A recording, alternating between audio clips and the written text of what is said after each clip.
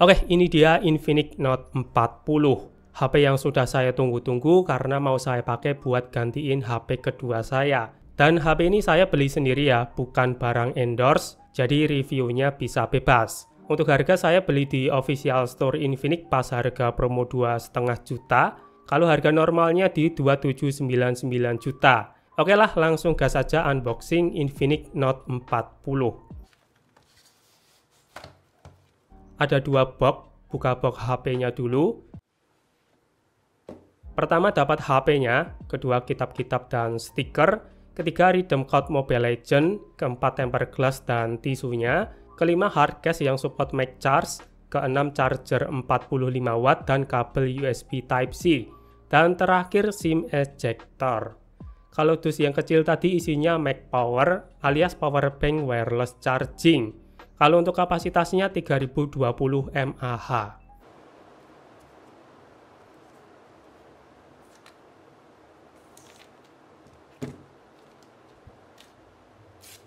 Oke, ini dia Infinix Note 40. First impression build quality-nya bagus, kerasa solid, backdoor-nya dari kaca dengan finishing matte.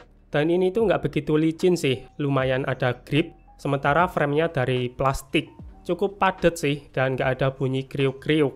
Kalau dibandingkan frame-nya Poco X6 Pro, malah lebih oke kualitas frame Infinix Note 40. Tapi yang saya tidak suka, finishing frame-nya chrome glossy, jadi gampang tekil dan rawan jamur. Cuma buat antisipasi bisa dipakein skin. Lanjut, kanan ada tombol volume dan tombol power aja. Untuk feel sebenarnya clicky, tapi di unit saya, tombol volume atasnya keras banget. Oke, setelah saya tanya teman reviewer lain, cukup tag sama Mas Ali Studio Gadget, saya pastikan saya dapat unit Infinix Note 40 cacat pabrik. Karena di unit mereka tombolnya clicky semua, tapi di unit saya yang keras cuma satu. Jadi gimana ini Infinix? Quality control kalian bisa-bisanya lolosin produk cacat ke konsumen. Dan ini saya pakai buat nambah volume pakai tekanan normal aja susah. Apalagi kalau nanti dipasangin softcase, bakal tambah susah lagi. Bisa sih bisa, tapi level tekanannya beda. Semoga yang dapat barang cacat seperti ini cuma saya aja sih. Soalnya kejadian ini tuh jarang ya. Setahu saya baru saya aja. Jadi agak disayangkan, ya mungkin saya lagi apes ya. Dan saran dari saya, semoga Infinix bisa lebih perhatiin dulu hal-hal semacam ini. Dan buat kalian, jangan suruh saya bersyukur dapat unit bermasalah, mentang-mentang harga barang HP ini murah. Karena ini tuh konteksnya cacat pabrik, dan yang cacat itu hardware. Kalau saya nggak speak up, brandnya juga nggak bakal tahu. Karena brand juga butuh feedback seperti ini buat ningkatin kualitas produksi mereka. Misal ada masalah serupa di unit orang lain, kan kasihan. Yang pasti sudah saya kontak service centernya Infinix buat klaim garansi. Harusnya tukar unit baru sih, karena baru buka box. Lanjut, atas ada mikrofon dan speaker berlabel JBL Audio. Kanan polosan aja, bawah ada SIM tray dual SIM only, mikrofon, port Type-C 2.0 dan speaker. Jadi Infinix Note 40 udah stereo speaker dan dual mikrofon. Terus bodi belakang bentukannya kayak gini. Saya pribadi jujur nggak suka desain bump kameranya, cuma ini balik ke selera masing-masing. Terus depan ada layar 6,78 inci, bezelnya sangat tipis karena sekarang nggak pakai bracket, tapi ini tumben nggak dapat screen protector yang udah terpasang. A few moments later. Oke, ini dia Infinix Note 40. Tapi sebelum itu saya mau minta maaf dulu ke teman-teman yang nonton. Format video kali ini bakal berbeda dari biasanya. Karena saya dapat unit cacat pabrik, biar klaim garansi tukar unitnya lebih gampang. Kali ini tidak saya koneksikan ke internet dulu. Soalnya ada keterangan kalau dimasukin SIM atau connect internet, otomatis garansinya bakal berjalan.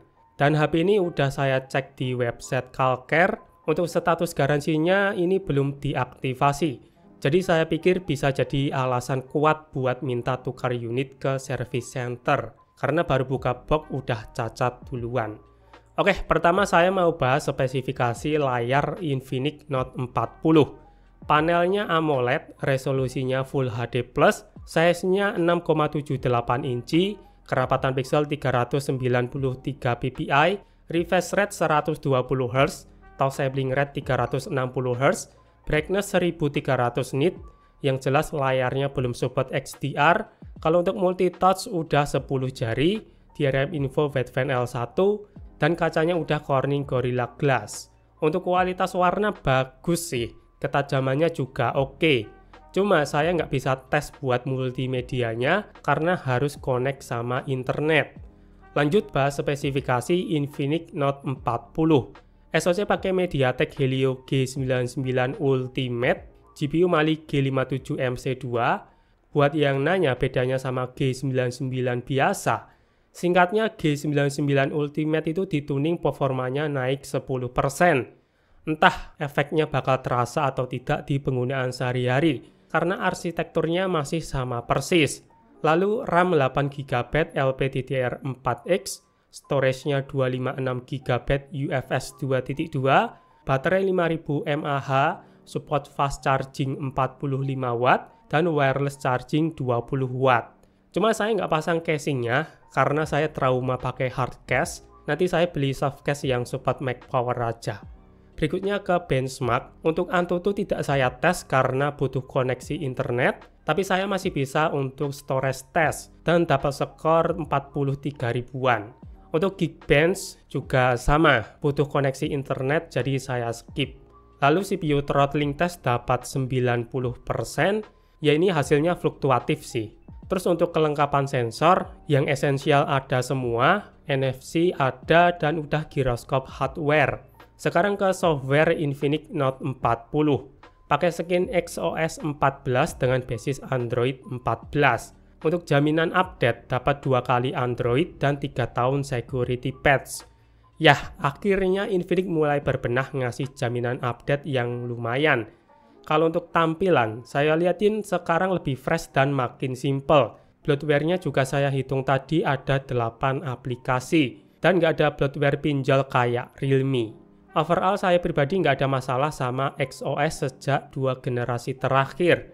Kalau udah pakai yang rasa oke-oke aja, fiturnya juga banyak sih. Lanjut ke kamera Infinix Note 40. Belakang 108 megapiksel pakai sensor Samsung HM2, bisa rekam video 2K 30 fps, dan ditemani 2 kamera gak guna 2 megapiksel. Sedangkan kamera depan 32 megapiksel, sensornya pakai Samsung S5K 4H7 dan bisa rekam video 2K 30 fps. Untuk hasil teman-teman bisa nilai sendiri dulu ya.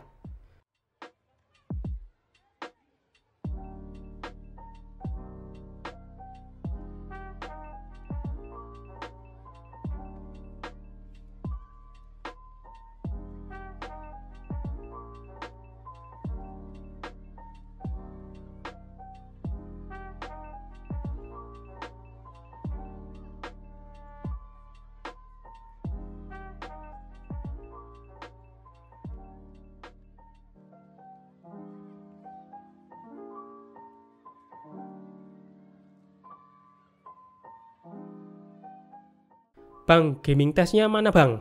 Sorry banget ya, di video kali ini saya nggak bisa tes, padahal udah saya siapin game yang biasanya saya tes, seperti Genshin, Bandori, Mobile Legends juga, PUBG sama CODM.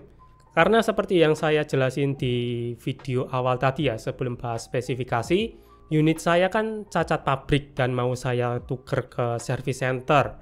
Mumpung status garansinya belum diaktifasi, jadi tidak saya koneksikan ke internet, biar nanti proses klaim garansi tukar unitnya lebih mudah.